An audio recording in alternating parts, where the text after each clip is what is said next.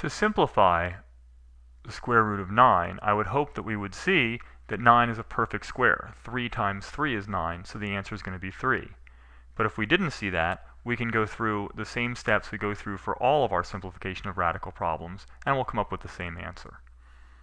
So my first step is I need to factor the number underneath the radical sign. So in this case, 9. So let's do that. To factor 9, I do a prime factorization tree that will break down 9 into all of its component prime factors. So I know that 9, the factors of 9, the prime factors of 9, I should say, are 3 and 3. Now that I know those prime factors, I can go through and I can rewrite the expression using those factors. So I know that the square root of 9 is equal to the square root of the product of its factors 3 times 3.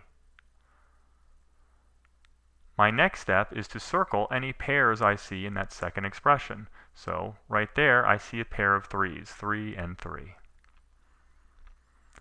My next step is to cross out the pairs and move them outside the radical. So there's my expression with the pairs. I cross them out and I move it out to the outside of the radical. My next step is to multiply whatever terms I have outside the radical and whatever terms I have inside the radical. But when I look, I actually don't have any terms outside the radical. I just have a 3. And inside the radical, I've crossed everything out. There's nothing left. So I'm just left over with a 3. And that is my answer. The square root of 9 is 3.